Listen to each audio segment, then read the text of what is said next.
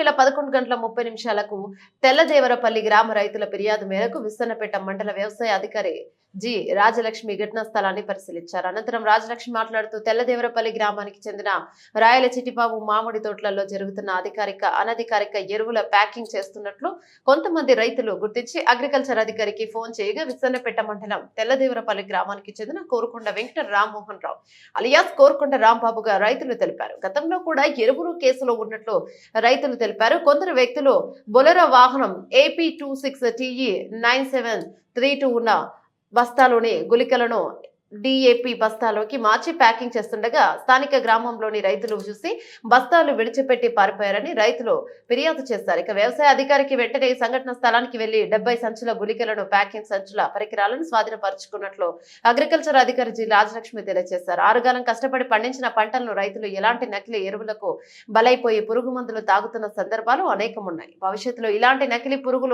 ఎరువులు ఎవరు తయారు చేయకుండా తగిన చర్యలు తీసుకోవాలని రైతులు కోరుతున్నారు. గుళికల శాంపిల్ ను ఎరువుల పరీక్షా కేంద్రానికి పంపిస్తున్నట్లు సంబంధిత వ్యక్తులపై ఎరువుల చట్టం ప్రకారం కేసు నమోదు చేస్తామని తెలియజేశారు. అక్కడున్న ఖాళీ సంచుల ప్రకారం అవి సింగిల్ సూపర్ ఫాస్ఫేట్ గా ఖాళీ సంచులు ఉన్నాయి.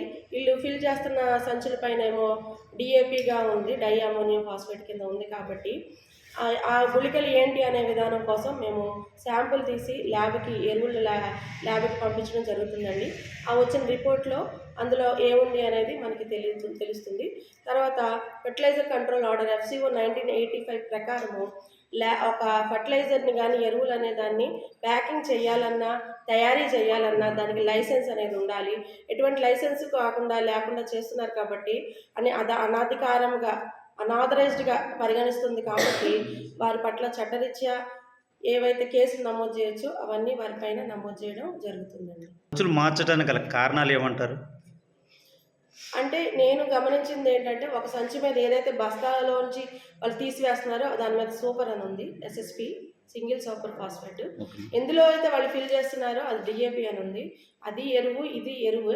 ఈ గుళికలు ఉన్నాయి, ఈ గుళికలు ఎరువు. అయితే ఇది తక్కువ రేటు, అది ఎక్కువ రేటు అని రైతులు అయితే భావిస్తున్నారు.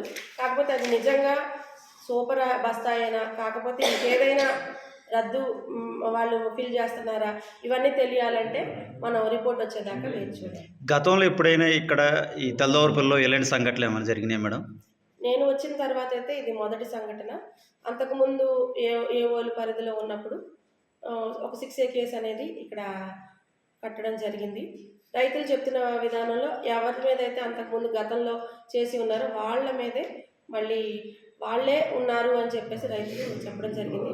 ఏదేమైనా రేపొద్దున వీళ్ళపైన 420 కేసు కోసం కంప్లైంట్ ఫైల్ చేసినప్పుడు పోలీసులు, SI గారు ఇవన్నీ కూడా నిర్ధారించాల్సిన అవసరం ఉంది. ఈ కేసు అనేది ఏమైనా అంతకుముందు సమాచారం లేకుండా మీకు అంతకుముందు సమాచారం ఏమైనా ఉందా మేడం ఇలా జరుగుతుందని, లేదా మొన్న రావడమేనా మేడం? ఇదే నాకు మొదటి సమాచారం. తెలియగానే నేను వెంటనే అక్కడికి వెళ్ళడం జరిగింది. మీకు ఏ సమయంలో కంప్లైంట్ వచ్చింది మేడం? రాత్రి 11:20 రైతులు ఫోన్ చేశారండి.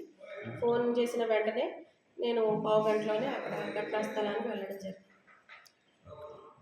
ఈ సీజ్ చేసిన 70 బస్తాలని తీసుకొచ్చి రైతు సేవా కేంద్రం తెల్లదేవరపల్లిలో కస్టడీ నిమిత్తం పెట్టడం జరిగింది.